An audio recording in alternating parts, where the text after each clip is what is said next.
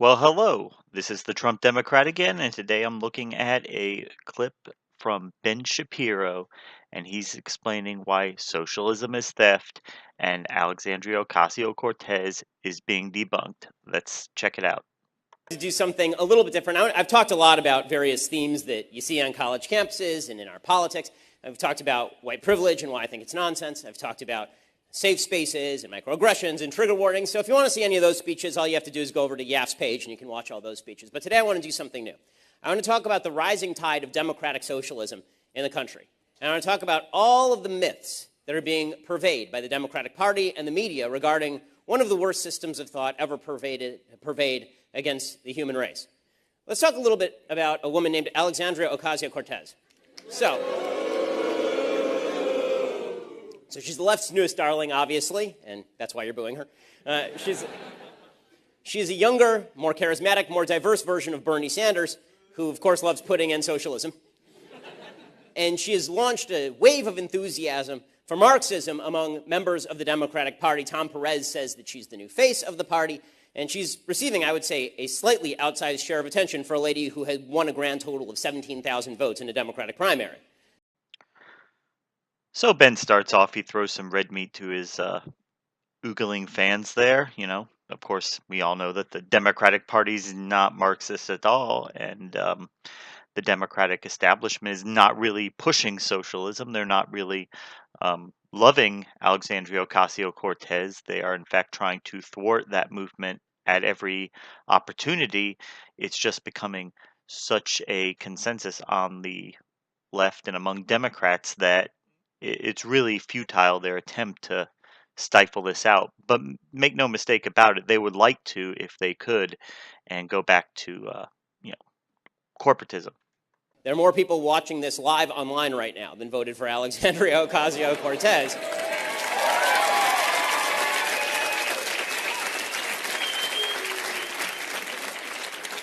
We keep hearing that she is extraordinarily exciting. She's very, very exciting. Right? She's exciting because she can say incredibly stupid things with a straight face and wild enthusiasm in her eyes, and because she radiates sincerity.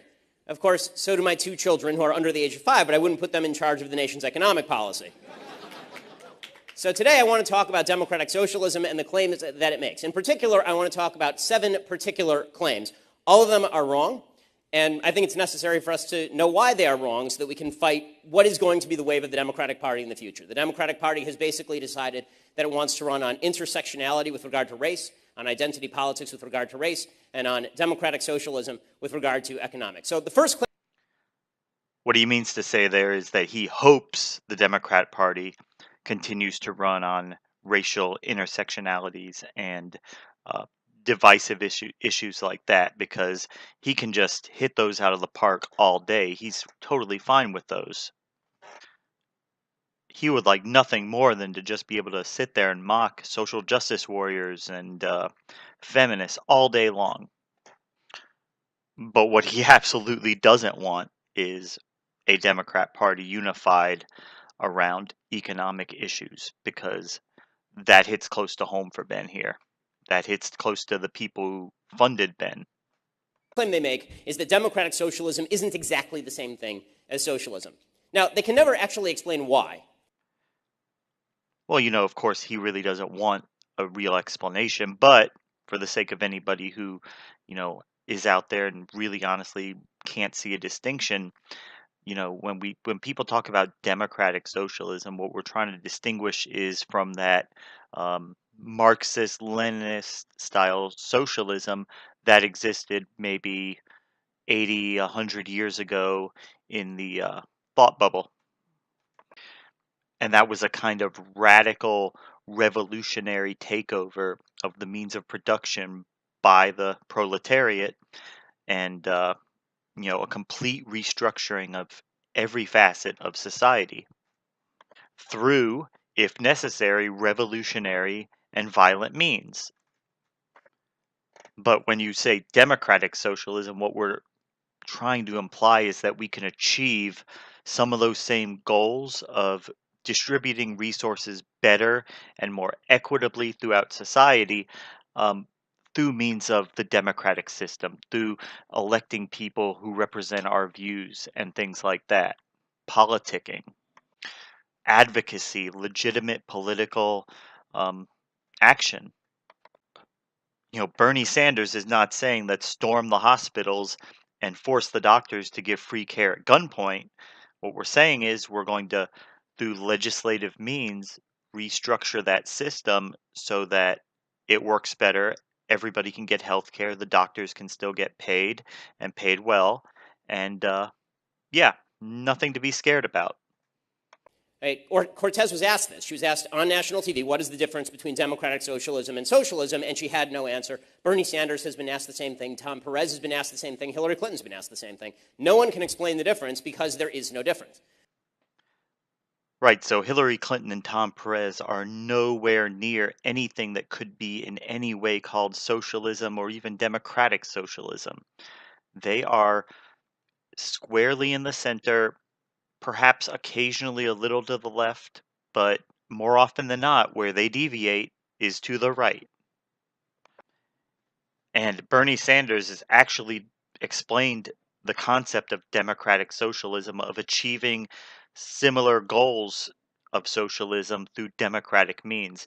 He explained it in Michael Moore's movie Capitalism, a Love Story. It's numerous clips on YouTube. The only way you would not hear this explanation is if you don't want to know, you don't care, you just want to pretend it doesn't exist.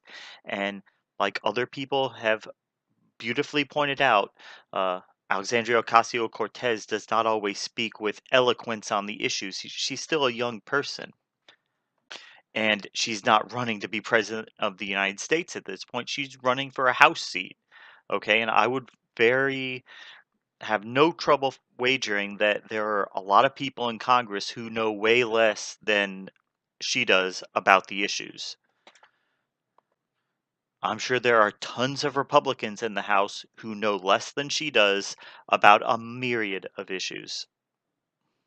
Democratic socialism is just socialism with a nice word in front of it. Right? It's like how if you add the word sandwich to turd, it is still a turd sandwich. If you add the word democratic to socialism, it is still socialism. So let's define what exactly socialism is, and it's kind of important to define the term so that we know what we're talking about. So the basic baseline socialist definition is the old ridiculous aphorism, from each according to his ability, to each according to his need. Socialist programs redistribute. Socialist economies abolish private property and nationalize industry in order to override profit incentives that drive the market. And any of that might be relevant if we were talking about socialism, say, 100 years ago. Nobody out there is even anywhere close to saying we should abolish all private property and nationalize every industry top to bottom. Okay, I know that's what you would love the left position to be on economics because it's very easy to fight against that, but that's not what anybody is saying. It's important to recognize the difference between these two things. Okay, just because a country has some socialist programs does not make it a socialist country. So, for example, Canada has socialized medicine. Canada is not a socialist country. Canada is a capitalist country with socialist medicine.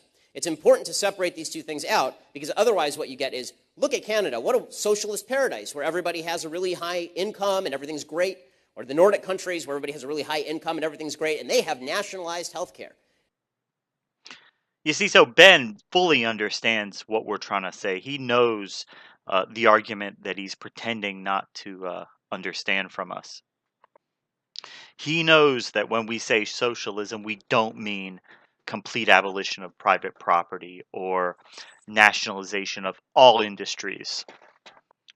What we mean is taking some steps to more equitably distribute property to those who need it and socializing industries where it makes sense to do so, where the normal market factors do not produce a net gain for the consumer. Industries like healthcare, where uh, those market forces really don't do a lot to help people, and costs get out of control, and some people have no access to care.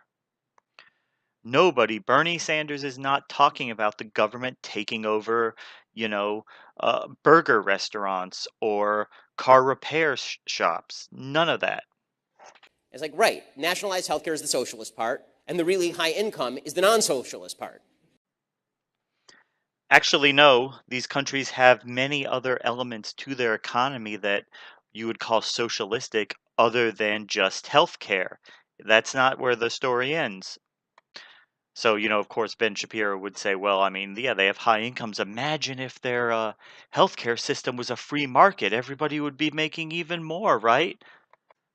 These people, they just don't understand the privilege of having deductibles and co-pays and co-insurance. I mean, how prosperous would they be, with that threat hanging over all their families? How dumb are they not to want something like this?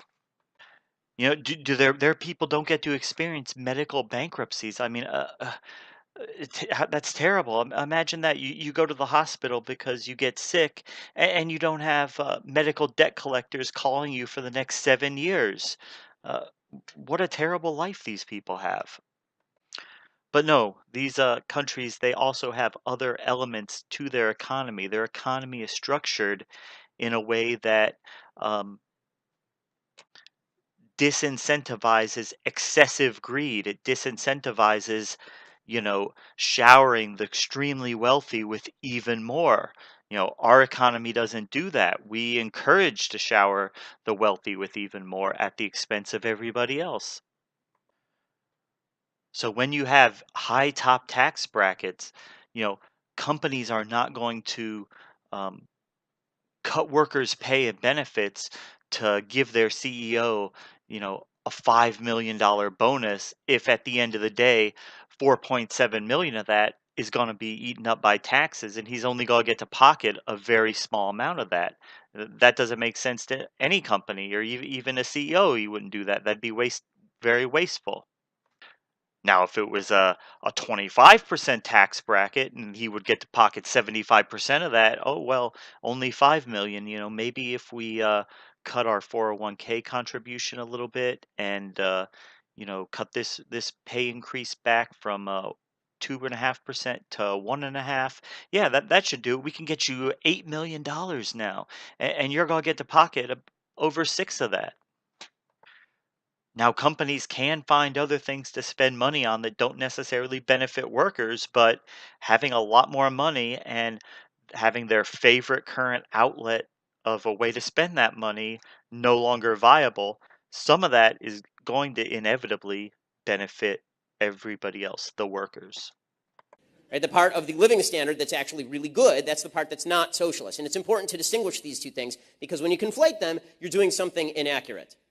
Right? Socialism requires abolition of the profit incentive.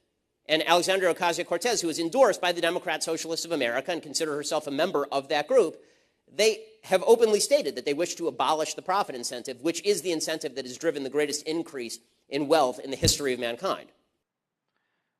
Okay, again, that's great fear mongering, but that's not what anybody's talking about. Okay, second, folks on the democratic socialist left, they claim that democratic socialism is not, in fact, force. Because it's democratic, right? They use the word democratic, so now it's not, now it's a democracy, so now it's not force anymore.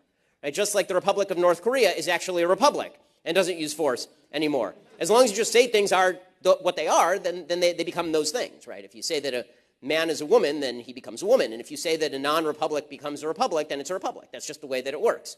So if you say democratic socialism, then the fact that somebody from the government is pointing a gun at your head to rob you, that is not force anymore. Now it's democratic. Right? Now it's democracy. I know I am. I think other people are too, getting tired of these silly libertarian arguments about force. I don't know about where you live, but I think most places almost universally, um, when you're driving on the road, there's a limit, a speed limit they call it, where you can't go faster than that. And if you do, man who works for the government with a gun is going to force you to stop your car. Okay, so you are being forced to change your um, course of travel by a man who works for the government, is given a gun, and yeah, because of laws duly passed by elected representatives, nobody really thinks this is a tragedy here. According to Jared Abbott of the DSA, Democratic Socialists of America Steering Committee, he says socialism is about democratizing the family to get rid of patriarchal relations. Good luck with that. Democratizing the political sphere to get genuine participatory democracy. Democratizing the schools by challenging the hierarchical relationship between the teachers of the school and the students of the school. That perhaps is the stupidest idea in the world. I mean, legitimately handing over education to 7-year-olds to democratize the classroom seems kind of dumb. Socialism is the democratization of all areas of life, including but not limited to the economy. But here's the problem. Voting for the use of force is still the use of force. Yes, look at these silly socialists. Ha ha ha. They want to turn classrooms over to the students. Ha ha. What idiots. Ha ha ha. They think if somebody works 40 hours a week, they deserve to earn enough to get by. Ha ha. That's so stupid. And yeah, the use of force is something that's happened all throughout human history. It happens all the time in all spheres of existence. Because not everybody is going to agree with everything, and in society you have to have some kind of rules to govern people's conduct, and inevitably some people are going to disagree with that or not care about that, and they will have to be forced to comply. That's how everything works. You know, there are people who have philosophical objections to clothing, and if they go parading around naked through the streets in most parts of America, they're going to be forced to cover up or get out of here. Okay, that's not allowed in almost all places in America. And nobody cares. Nobody sits up at night worried about that. If 2/3 of us vote to rob at gunpoint the other third of the people in this room, that is still force. That is still tyranny. The founders recognized this, which is why they built a system of checks and balances. They were worried about the tyranny of the majority explicitly. Now, I'm not some one of these radical leftists who thinks that the founders were just the worst people in the world and that they were terrible. You know, I have a much more moderate view on that. But there's no denying the founders were the wealthy and powerful elite of their day. Okay, so they weren't really interested in setting up a democratic structure that diluted their power. Because in a society with a very small, weak, and impotent government, where does that power go to that the government is not claiming? It goes to the rich and powerful elite. They then have the power because the government's not exercising it. 'Cause you can buy just about anything with money. So if you have a lot of money, you can buy and set up any type of system that you want. And the only thing that comes even close to being able to rival that is a government where everybody pulls our resources in and it becomes bigger than any one person or any group of wealthy people. And that's the only check on the power of the wealthy and the elite. Otherwise, without a strong centralized government, they have their own little tyranny over everybody else. They created a constitutional system to prevent exactly this, to prevent the idea that, oh, you said it's democratic. Well, that means it's okay now if we decide to oppress some discrete and insular minority in the language of the Supreme Court with regard to race. Well, that applies with regard to economics, too. If you have some people voting to take away other people's money, that doesn't make it democratic and it doesn't make it fair. Which brings us to the third claim that socialists make, which is that socialism is fairer than capitalism. It's a fairer, more moral system. This is the one that gets a lot of folks. You have Bernie Sanders up there, and he says things, it's so irritating. Bernie Sanders' entire shtick is he says things that are wrong with the world and then offers no solution. But because they're wrong with the world, people think that he's smart. Except we know that you don't really think what he points out is wrong with the world. You think that's what makes the world great. You think the 1% owning, you know, 20 some percent of everything is good, but you'd like to get that up even higher. You think if it was up to, 30, 35%, things would be better. That's what you want. So why are you nitpicking on the fact that you think he's not proposing solutions? By the way, he actually is. And yeah, because you don't care. You love it. You can't get enough of income inequality. You want it to be more. You'd like to accelerate the wealth growth in the top and the income deprivation on the bottom. Okay, Bernie Sanders is not a smart human. And when Bernie Sanders stands up there and he says, it is completely unfair that 1% of the people own 99% of the wealth, And then he suggests that his solution is some pie in the sky nationalization of everything on earth. People say, wow, you know, what he said there, you're right, it's not fair that some people have 3 houses and some people have no house at all. Wouldn't it be better if everyone had 1.5 houses? Right, we'll just actually cut that 3rd house right down the middle. And sure, there won't be a wall that actually protects us from the elements, but at least it'll be fair that way. Ha ha, ha ha, ha ha. Socialism is not fairer. It is deeply unfair because fairness and our sense of justice actually rests on the premise that there are consequences for actions. Right? This is how we all feel. This is how every human being feels, including people on the left. Right? Everyone innately feels that if somebody gets something they don't deserve, then that is unfair. If you didn't earn it, but you got it, it feels unfair. The reason it feels unfair is because it basically is unfair, that your earning has to be connected with what you get out of it. Socialism seeks to destroy the system of action and consequences. Okay, so Ben Shapiro seems like he's advocating for not only the retention of the estate tax, but perhaps even making it up to 100%. That way, people aren't getting things that they didn't earn, right?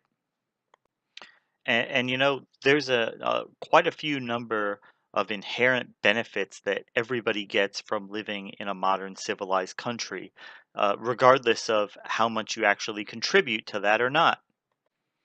If a homeless man is being attacked on the streets and a police officer sees what's going on, he's going to intervene and help that person, regardless of whether, the fact that that person's not really contributing a whole lot to the economy, which includes paying public servant salaries.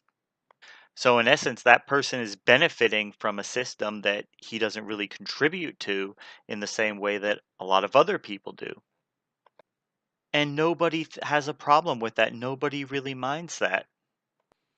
But what you're also saying is if that person's not being attacked by another person, if perhaps, he's having a heart attack, then what should probably happen is the paramedics could respond and maybe check the guy to see if he has insurance or not. Maybe, okay, he doesn't. Let's run a credit check. See, oh, score's not that good. Okay, we're going to need a $5,000 up front before we can do anything for you. Nope. All right. Bye.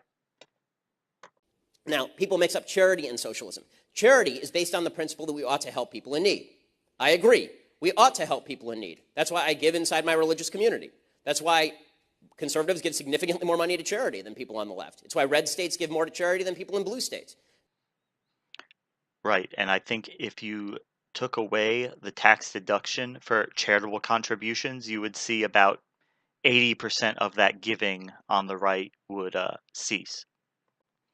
But since we, in a way, allow them to opt out of the regular tax system and they can donate to causes that they agree with instead of having to contribute to, government as a whole, a lot of times they're more, well, I'd rather give this money to my church than giving it to Uncle Sam. So here you go. People in blue states think they did their job when they paid their taxes. People in red states know they still have a religious obligation in most cases to give money to the needy in their community. Charity is about what I owe to you because the money in the end doesn't really belong to me. It belongs to God, right? That's what religious people think about charity. It's saying something about my job. But socialism says, So in order to be charitable, you have to believe in these fairy tales that are no way based on reality. And really, wouldn't it be more efficient to, instead of everybody individually giving to whichever group, aligns with their goals, if it was more centralized and everybody who gives can give to you know, one organization and everybody who needs can request help from that organization and be given that help regardless of race, religion, or any other factors like that. The people who need the most help get the most help. But no, I'm going to give it to an organization that helps middle class, Jewish families as opposed to helping others in need because this is what that organization does. You take people who are not really very needy and you give to them, which, okay, but there are a lot of people in worse situations that aren't getting any help.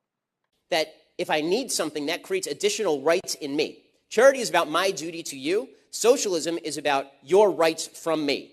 And what's weird about it is that those rights only accrue the less successful you become economically. So right now, I don't have a right to take your money. But if I were to lose all of my money in a stock market crash, then I would have the right to come and steal your wallet.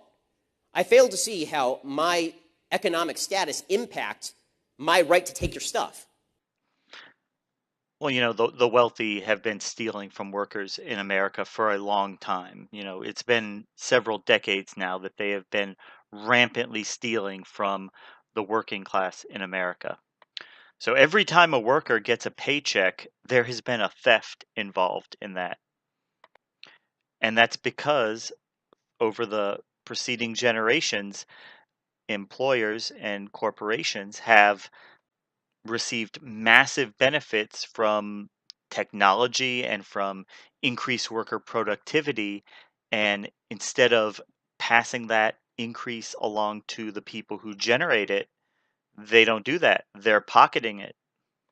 So if I'm 15% more productive than an employee was, say, you know, 40 years ago, but they're telling me that, oh, well, you're going to be making about 12% less.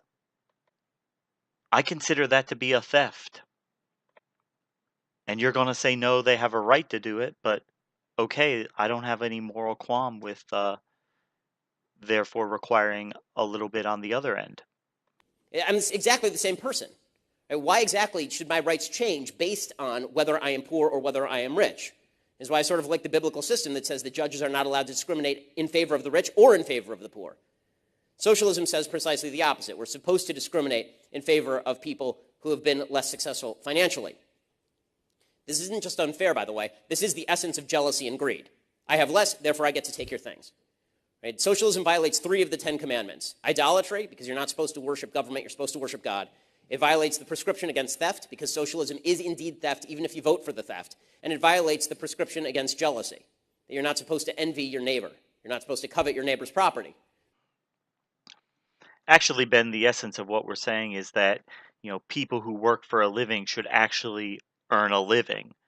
People who get up every day and go to work should be able to expect to have a reasonably decent quality of life. That's really what we're getting at. And you say, no, no, no. Actually, just getting up every day and working guarantees you nothing. Nothing whatsoever. You can get up every day and go to work, and if your employer decides you're worth 4 cents an hour, you're worth 4 cents an hour. That's what it comes down to. So, what we're saying is that people that work should be paid enough to have a decent standard of living, and you think that's morally repugnant. That's what socialism is about. That's why everybody is constantly talking about income inequality. Why the hell should you care whether the guy who lives next door is rich? If you're doing great, why do you care if the guy next door to you is rich? If you're living in the second nicest house on Bill Gates' block, you're doing fine. The income inequality between you and Bill Gates is massive, for sure. But are you suffering? The answer is no. The question isn't whether somebody's earning more than you. The question is whether you are suffering. The question is whether you are poor. If you want to make a statement that we all ought to get on board to fight poverty, I'm with you. If you want to say that we ought to fight income inequality, I'm not with you at all. So, now, Ben, do you think that having a very low income puts somebody at a extreme risk of poverty? Do you think that makes sense, Ben? But really, what we're talking about here, Ben, is a concerted effort that has gone on for decades by people who are very, very wealthy, who have decided that they are going to get even more wealthy, and that a primary way that they're going to do that is by paying and giving less to the people that work for them. That's been going on for decades, and it's been very effective at giving those at the top tons more money and at the expense of people who work for a living. So nobody is saying that a bus driver that a CEO of a company making more than a bus driver is terrible and that their income should be equal. That's not what we're saying. What we're saying is, okay, look, you're a CEO, you make $2 million a year. That's really great. Okay, but what we're also gonna say is that this person who works for you, you're gonna have to pay them enough to earn a decent living, and if that has to a little bit of that has to come out of your salary and your perks and bonuses, then that's acceptable. You're not going to have somebody working for you 40 hours a week who can barely afford to, provide the necessities of life. And if that's your business model, if that's how you run your business, and you run your business to make yourself tons and tons of money, and you do that by holding your employees in abject poverty, no, you don't get to run a business. I'm sorry. Because I don't think that the rich guy stole from the poor guy. In fact, rich people don't get rich by stealing from poor people because it turns out poor people don't have money. Actually, that's exactly how, in a lot of cases, the rich people get rich by stealing from poor people, by committing fraud on poor people. You see, each individual one of them doesn't have a lot of money, but when you have a country where 50% of the people make less than $30,000, there's still plenty of pickings to be made from that group. You take Fortune 500 companies like Rent-A-Center and Cash America, these payday loan companies. Do you think they make their money from wealthy people? Are wealthy people going to go and take out a short-term loan um, at obscene interest rates that they really can't afford to pay back, but they have nowhere else to turn for money? No. Rich people don't do that. Poor people do. And the companies that provide that make a killing on it. Does the rich person have to go to a buy here, pay here used car dealer? Or do they go and buy a brand new car? Where do they go? The rich people go buy the brand new car. And the cars that are pieces of shit go to the buy here, pay here lots because those cars in most cases were rejected by even the dealerships. You bring a car in there that's worth you know $6,000 maybe, and mechanics look at it, tell you it's gonna be about $6,000 worth of repairs just to make it, sellable. Are they going to invest money into that car? Nope. They're gonna send it to the buy here, pay here lot, and they will do the absolute bare minimum amount of maintenance required just to get that car running. Sell it to some unsuspecting buyer, and if it stops running a week later, oh well, they made their money. Do rich people go to these, you know, clinics that we have all over the country? These urgent care clinics. We used to have one down here that Rick Scott used to run. It was called Solantic, and my son's mother went to Solantic one time when we did not have insurance for some sickness that she had, and they all their tests are a la carte priced, and they probably did about $300 worth of tests that we had to pay up front out of pocket for, and wrote a prescription, sent us on our way.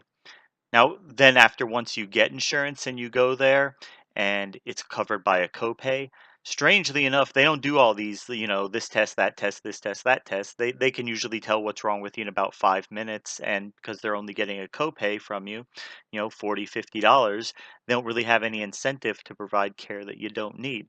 So, do poor people go to these places and get charged for medical care they don't need because they can't go to a regular doctor's office, or is that the rich? So trust me, there's plenty of money to be made from poor people by tricking poor people into making financially stupid decisions and so on and so forth.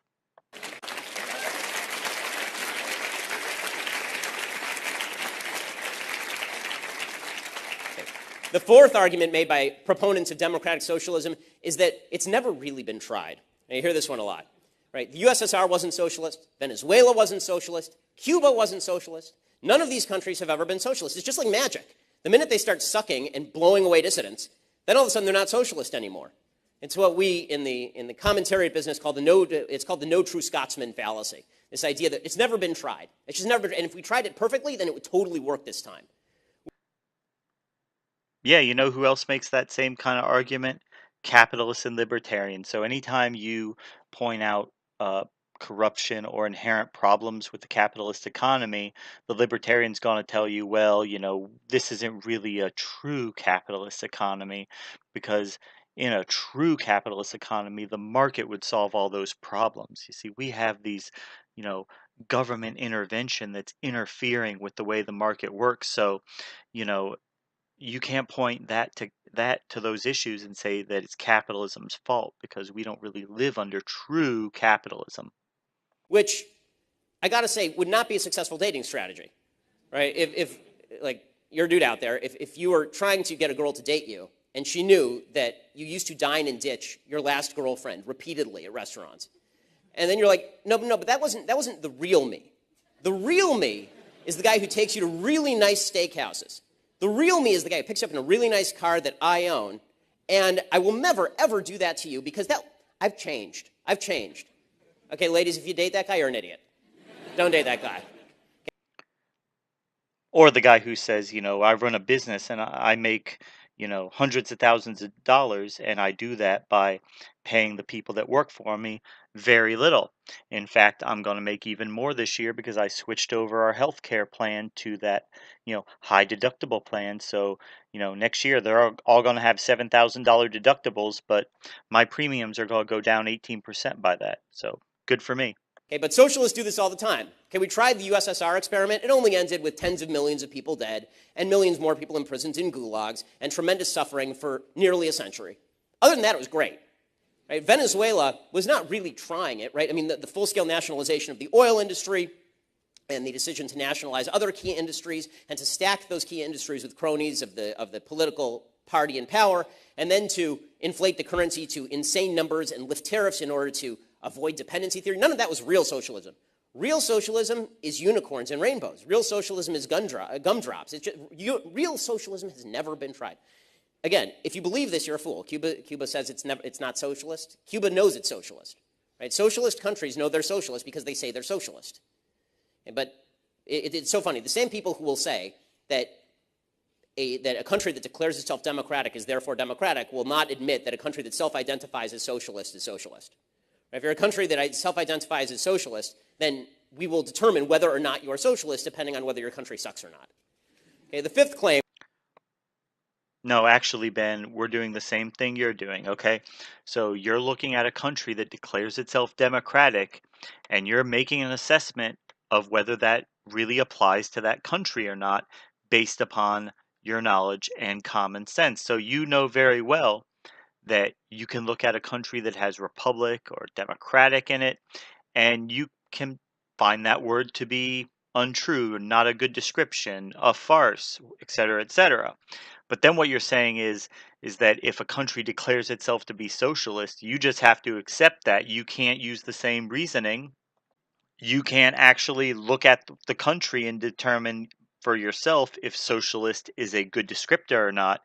In that case, you just have to take their word on it. They say they're socialist, end of discussion.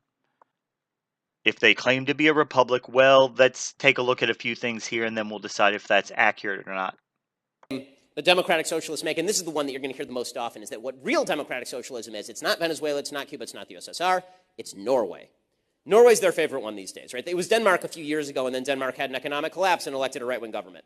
But now it's Norway. Norway is just awesome. As I say, Well, I don't know if that's really a good description because, even in these countries, when they elect what you term as so-called right-wing governments, by our standards, they're nothing of the sort. They're more nationalistic. These governments, they don't i- abolish universal health care and bring back American style capitalist health care. They don't destroy their social safety net and enshrine social Darwinism as the policy of the state. They don't do any of that kind of stuff.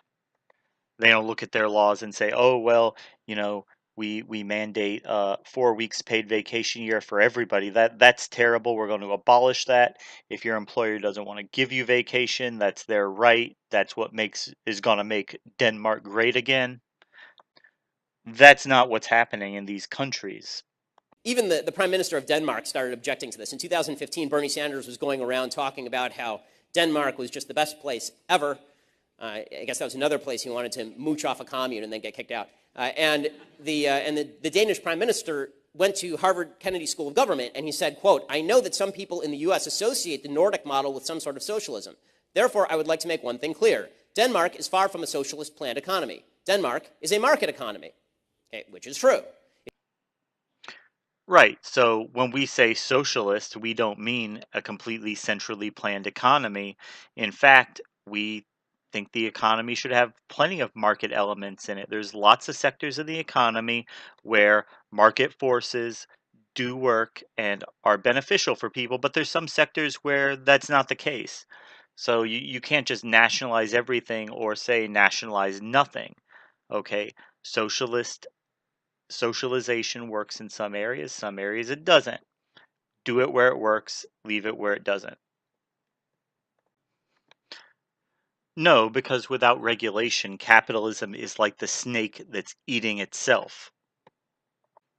And we see that happening here where companies are having wages stagnate and in many cases decline when you factor in inflation. And what that's actually doing on the grand scale is it's robbing the purchasing power from the people who can no longer afford to purchase goods and services that they could before because their wages are stagnant, which in turn means they have less money to spend at these companies who then have to cut jobs and other things like that because they don't have the business.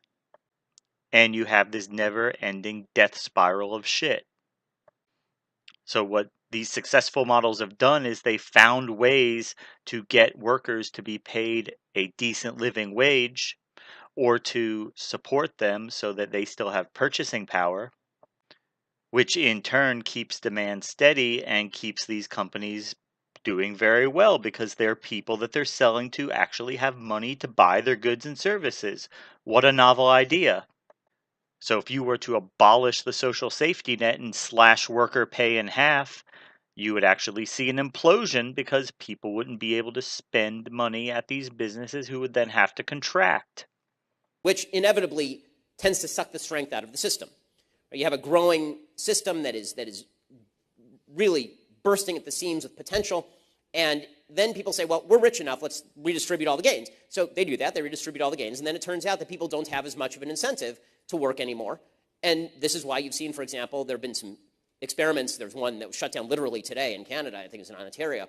They had a universal basic income experiment in Ontario. They shut it down today because it turned out that when you give people a lot of money to stay home and do nothing, they stay home and do nothing. Which, like it or not, is going to be the future. We are progressing and we are going to continue to progress towards a society where millions upon millions of workers are just not necessary anymore. Every day, all over the world, workers are being replaced by machines. That's been the trend and it's going to be the trend. So every day, we need fewer and fewer human beings to actually be doing work. Now, this is going to be a huge economic problem because if the only way you can get money is by working and we don't need most people to work, what's going to happen? So, unless you're going to endorse some kind of New World Order agenda plan to eliminate 80% of the world's population, you're going to have billions upon billions of people alive with no work to be done or very little work to be done. So it's almost inevitable that we will someday, sooner than later, have to have some type of basic income that everybody's provided. Or we're going to have to move to a system where uh, people, have jobs, but they, can only work a certain amount and they have to be paid a pretty enormous sum for that little bit of work that they do. You might have a 20-hour week cap, but say that for those 20 hours, you have to be paid, X amount, which is enough to get by. And yeah, if you're a doctor, that's going to be a much higher amount than somebody who, collects garbage, but everybody will still at least earn enough to get by. The truth is that all of these countries became wealthy long before they started using all of these socialist methodologies. Also, they became wealthy because they have pretty good cultures there, right? They have high social cohesion in a lot of these Nordic cultures and cultural homogeneity, including a particular focus on work ethic, right? Culture does make a difference in all across the world. Culture makes a difference in how people act differently. And Nordic populations transplanted to the United States actually do better in the United States than they did back in their home countries. So if it was the system in Norway that made people successful, then why is it that when Norwegians come to the United States, they earn more? Well, that's pretty simple because nobody who is not, well educated and well to do in Norway would want to come to the United States. Why would you, if you are middle class or lower class, why would you want to leave a country with a robust welfare state and go to a country where their welfare state is on life support? Why would you want to leave a country with socialized medicine and housing and go to a country where neither of those are, freely given? You wouldn't. So the people that come over here from those countries are well educated and established into industries that pay pretty well. So an attorney from Norway who comes over here and decides he's going to study our law and practice law over here is still going to do pretty well. Okay, a barista in Norway who earns, what would be the equivalent of like say $40,000 in America is not going to leave Norway and come to a country where they will make about half of what they were making in Norway with no support from, the government. No help for housing, no health care, nothing. You can come here, you can buy a cheap used car, and you can live in that. Right? When Swedish folks come to the United States, when Swedish Americans become Swedish Americans, they actually earn more on average than if they'd stayed home in Sweden. Sweden, which is a supposed socialist paradise, it grew because of capitalism. According to an economic scholar named Nima Zanandanji, who's actually from Norway, between 1870 and 1936, Sweden enjoyed the highest growth rate in the industrialized world. But between 1936 and 2008, the growth rate was only 13th out of 28 industrialized nations. And that is because they started implementing what they called third way socialism. It was a complete fail. And then they had to elect more right-wing governments to try and walk all of that back. And again, those right wing governments have not been right wing by our standards. They have not dismantled the social safety net. They have not, reintroduced American style capitalist health care.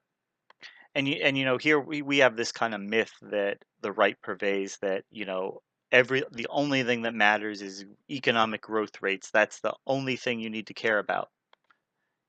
Doesn't matter how that growth is distributed as long as you're running good economic growth. 90% of it can go to the wealthy. The rest can get the scraps. That's great. That's fine. But what you could say, Ben, is you could say, well, okay, we're going to try to keep the economy growing, but we're also going to um, institute some programs to better distribute those gains. So, yeah, our economy is going to grow a bit slower, but that growth that's there is going to be better distributed. So, for your average person, they're going to be better off under that system than in a system where you have exponential growth, but it's all going to the top, 10% of the population, nobody else gets anything. Be vastly better for more people if the growth rate was slowed, but things were more equitably distributed. It's not, oh well, the guy who makes 700,000 a year, is doing very well. He's going to make, 6% more this year. And the people who make under 50,000 a year are going to see virtually no gains. Be much better if the person who makes 700,000 and the people who make 35,000 were all getting maybe a 4%, 3% growth. Right? When Swedish folks come to the United States, when Swedish Americans become Swedish Americans, they actually earn more on average than if they'd stayed home in Sweden. Sweden, which is a supposed socialist paradise, it grew because of capitalism. According to an economic scholar named Nima Zanandanji, who's actually from Norway, between 1870 and 1936, Sweden enjoyed the highest growth rate in the industrialized world. But between 1936 and 2008, the growth rate was only 13th out of 28 industrialized nations. And that is because they started implementing what they called third way socialism. It was a complete fail. And then they had to elect more right-wing governments to try and walk all of that back. Right? The real question when you look at these states is how much of these socialist programs can you place atop the capitalist superstructure? And the answer is some, but not an eternal amount. You can't just pile it on. You can't pile an infinite amount of socialism on top of a structure of capitalism and hope the structure of capitalism holds. That's not how it works. It's also important to note that even if you believe that some of these socialist programs work in places like Norway, even if you really like Norway's education system, for example, the idea that you can extrapolate from Norway to the United States is one of the weirder ideas, of people who promote public policy. Norway is a country whose total population is 5.23 million people. I live in Los Angeles County. Los Angeles County is 10.2 million people. Los Angeles County is twice the size of Norway.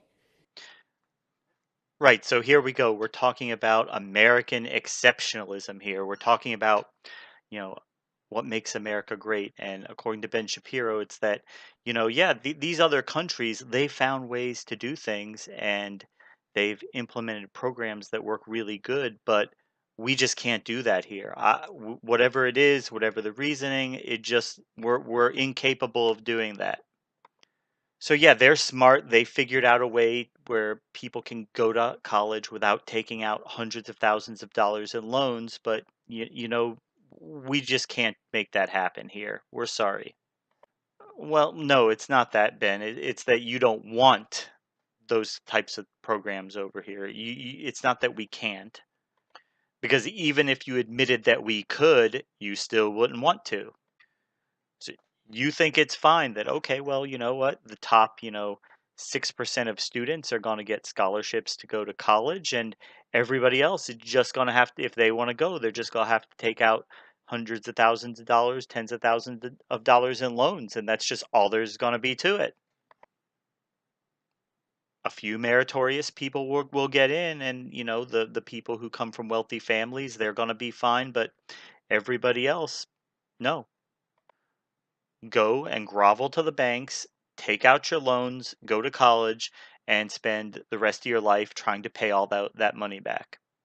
Okay, you can't actually take something that is somewhat working in a culturally homogenous area, which, by the way, is actually breaking down, because what you're seeing is that all of these socialist economies have created welfare states that are not sustainable with the populations they have. This has caused them to bring in a lot of low-wage immigration from abroad, and this is creating high levels of unemployment among those specific immigrants. The employment rate among immigrants to the United States significantly higher than the employment rate for immigrants to Norway, and it's creating all sorts of cultural conflict in places like Norway and in places like Sweden, which is why you're seeing all this anti-immigrant sentiment in these socialist states. They created these socialist welfare states. They brought in a bunch of immigrants to fuel those socialist welfare states. They didn't assimilate any of those people. And then there's all sorts of cultural conflict that is happening because of this.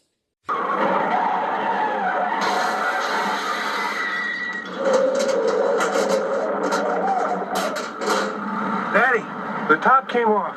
No shit. Right, so go figure, you bring in a bunch of people who are vastly different from the native population of a country, you're going to run into a few problems. That's, what a novel idea. Okay, that means everybody who works, a lot of you guys, you're just not going to be able to earn enough. I'm sorry, the rich are going to take more. That's just the way it is. That's fair. That's the only fair way to do things. The people who earn 1 million, 2 million, 20 million a year, they're going to see substantial income gains, and everybody else is going to have to make do with less so that the people who already have everything can have a little more. That's the fairest, best way to do things, right, Ben?